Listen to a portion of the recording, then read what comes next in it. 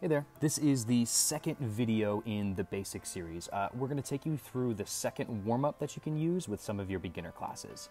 The first section is going to focus on their punch jumps. It's where you can emphasize their tension in their legs and pushing through their toes as they come off the ground. It's also going to raise up their body temperature since you're going to be moving them so quickly.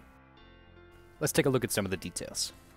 You'll start off with punch jumps in place. You can give them a dot or a spot on the floor, whatever you really need to do. It'll just have them understand where it is that you want them to be.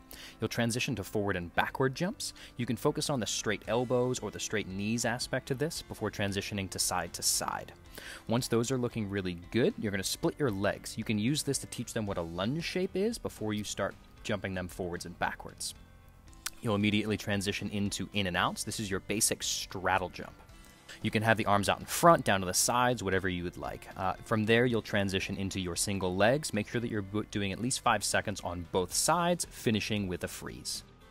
The next section we'll get into is your shape jumps. That's going to be your straight, your tuck, your straddle, and your pike. You'll do each one of these 3 times in a row before finishing in a freeze, and you'll do that section 3 times. You're looking for a quick punch off the floor and jumping as high as they can. Here's a breakdown of all the different jumps and some of the major things that you'll be looking for as they practice these jumps. Pick one of them to teach them, and then as they accomplish that goal, start to add on some of the others. The first jump we're going to start with is the straight jump. You'll start with your arms all the way up by your ears while pushing through your toes and knees to have straight arms and straight legs while you're in the air. Make sure that they're finishing in a freeze for all of these jumps. From there, we'll transition into our tuck jumps. You're looking for knees above the belly button, feet and knees together with toes pointed off of the ground. After that, we're going to go to straddle jumps. This is a star straddle with straight legs and pointed toes, where the legs go directly out to the sides and then land back together.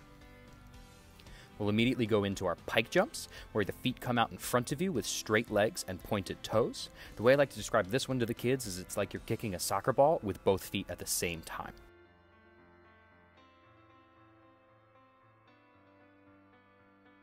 From there, we're going to go into a combination jump. We're going to do tuck, straddle, and pike all in a row before landing in a freeze. The next section will be a reminder about the 3 shape stands and an introduction to the dog drop shape and the push-up shape. Feel free to pause the video at this point to take a look at some of those details.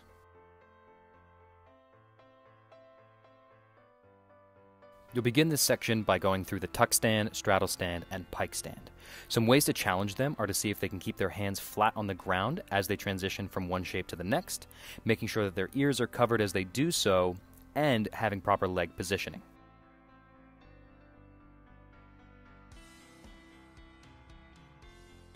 From there, you'll go into your dog drop shape.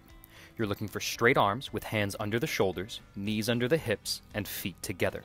You want to have a rounded back like you're doing a hollow shape on the ground. From there, you'll straighten both of your legs while trying to maintain the same shape with the upper body.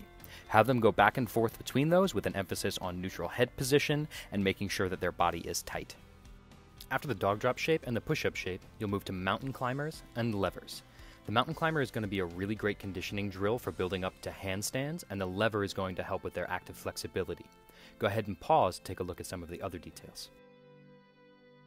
To begin the mountain climber, start off in a push-up shape. You'll bring one leg up towards your chest, bending one knee, and straightening the back one. Try to maintain the same height of the hips the entire time with the shoulders over the hands, extending the back leg to completely straight. As we move into the lever, you'll lift the top leg up towards the ceiling with a straight leg and a pointed toe. You're looking for a straight line that goes from their hands all the way to the back foot.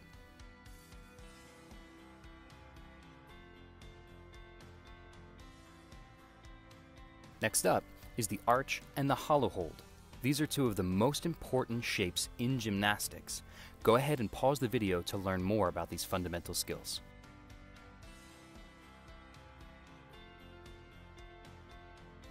For the arch hold, start off on your stomach in a handstand shape.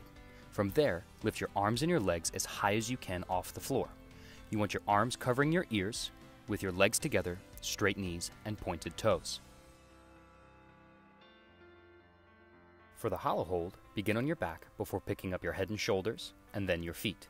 You're trying to maintain the lower back touching the floor with feet and knees together throughout all of these different types of hollow hold. An easier version is going to be the tuck hollow.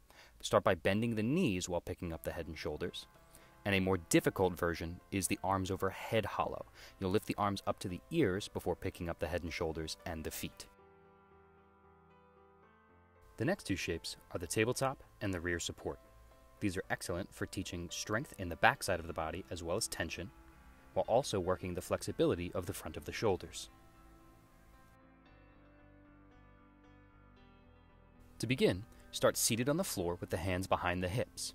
Lift the hips up towards the ceiling with the hands under the shoulders and the knees directly over the feet. Try to create a straight line from the shoulders down to the knees. During the rear support, maintain the hands under the shoulders, but straighten the legs and point the toes.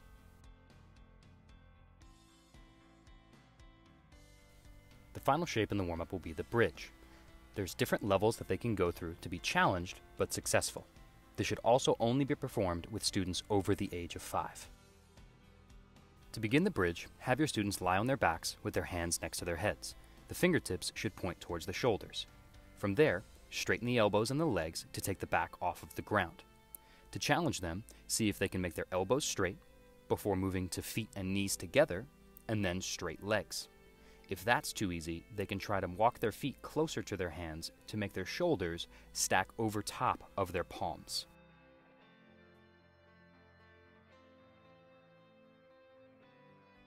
You can also have them grab their knees and rock back and forth to stretch out their backs in between bridges.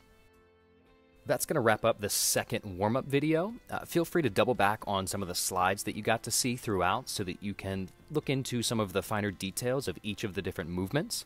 This is going to be an extension and an expansion of the first warm-up that you taught. It's going to prepare them for some of the more intermediate skills that they will learn later on down the line.